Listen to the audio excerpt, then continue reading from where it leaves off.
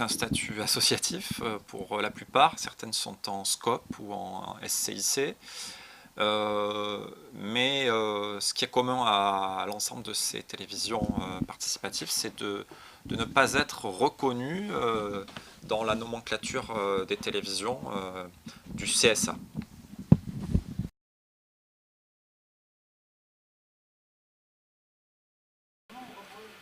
Concrètement, très rares sont les télévisions qui, comme O2 Zone, sont en voie de diffuser sur le câble ou le font déjà.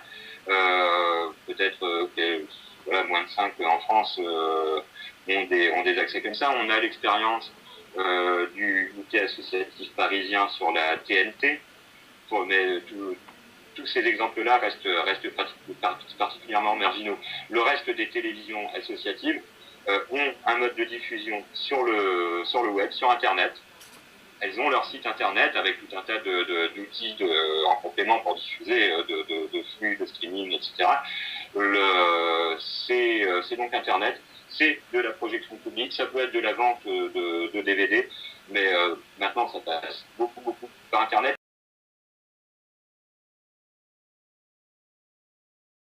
Oui, elles sont limitées sur les réseaux de diffusion historiques que sont le réseau hertzien et le câble. Le réseau hertzien, tout simplement, je vous l'ai dit, parce qu'il y a une inégalité dans les candidatures et qu'on est très peu souvent sélectionné par le CSA. Et puis aussi parce que la TNT a été taillée pour des zones de diffusion très larges à l'échelle de région et que les médias citoyens participatifs sont sur des zones de territoire, des bassins de population beaucoup plus réduits. Il y a un problème avec le câble, c'est-à-dire que la loi de 86 autorise et donne accès gratuitement aux télévisions de services publics local de diffuser gratuitement sur les réseaux câblés, mais les opérateurs du câble ne respectent pas cette loi et demandent aux éditeurs, c'est-à-dire aux télévisions associatives, de payer des frais assez exorbitants par rapport à leurs moyens. Et du coup, il y a une inégalité très franche à la fois sur le réseau hertzien et sur le réseau du câble pour les télévisions associatives. Elles sont freinées, pourquoi? Parce qu'elles n'ont effectivement pas eu cette reconnaissance qu'ont eu les radios en 81, et puis parce qu'elles ont pâti d'une évolution du paysage audiovisuel qui a bénéficié uniquement aux structures commerciales pouvant présenter des projets commercialement viables.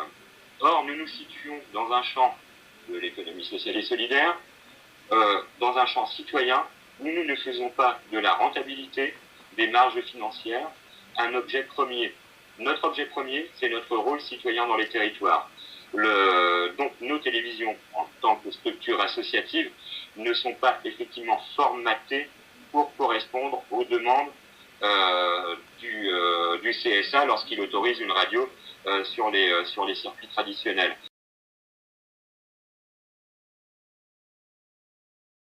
Oui, parce que la loi de 86, elle n'avait pas prévu les frais de numérisation.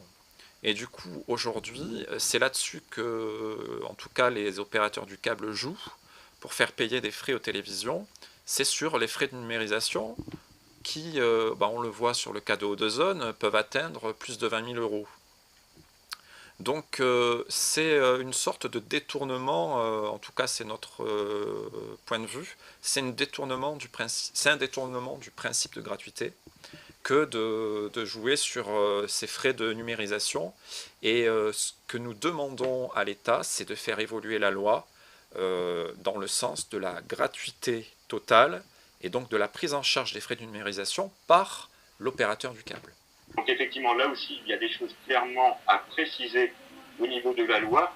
Est-ce que le décret de 2005, à mon sens, le décret de 2005 vient un petit peu en contradiction de l'esprit de la loi de 86, et l'esprit de la loi de 86, c'est de dire, en contrepartie du réseau câblé que l'opérateur de câble va gérer, cet opérateur de câble s'engage pour l'intérêt collectif, pour l'intérêt général des collectivités, des territoires, à mettre un canal à disposition de chaque commune.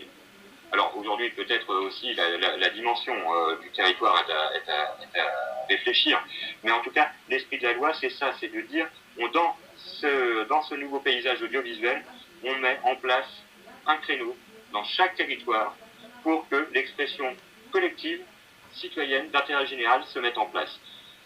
Et derrière ça, il y a ce principe de gratuité de transport entre effectivement le producteur et le diffuseur.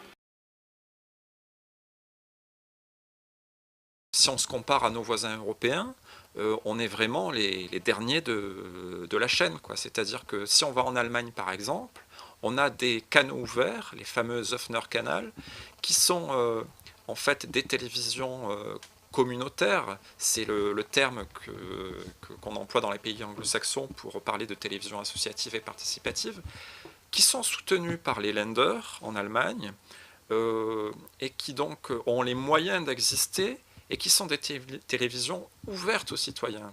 Donc en France, il y a vraiment un retard considérable par rapport à cette ouverture aux médias citoyens, et il faut vraiment que dans notre pays, il y ait une évolution de la loi en faveur de ces médias. C'est aussi pour plus d'expression citoyenne, plus de co-construction avec les citoyens des territoires et de ce que les citoyens peuvent apporter par ces médias en termes d'évolution du territoire.